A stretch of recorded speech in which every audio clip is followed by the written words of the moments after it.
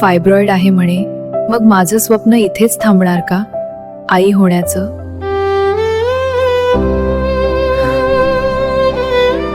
Fibroid असेल तर pregnancy राहत नाही, हा गैरसमज आहे. 9 महिन्यापूर्वी असेच एक कपल आले होते. त्यातील स्त्रीचे वय हे 45 वर्षे होते. त्यांच्या सोनोग्राफी रिपोर्टमध्ये खूप साऱ्या गाठी होत्या आणि त्यांना तर प्रेग्नन्सीसाठी ट्राय करायचं होतं. मग आपण त्यांचे इन्व्हेस्टिगेशन केल्या, खूप सारे रिपोर्ट बघितले की काय करावं लागेल, कसं करावं लागेल, आणि त्यांना सर्जरीसाठी प्लॅन केलं.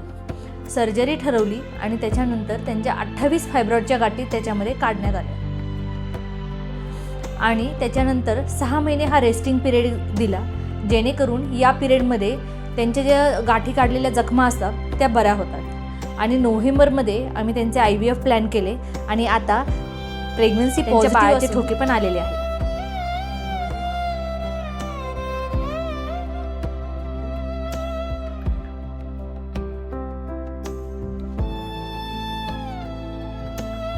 फायब्रॉइड असतानाही प्रेग्नन्सी राहू शकते. फक्त वेळेवर तपासणी, योग्य उपचार हे गरजेचे असतात.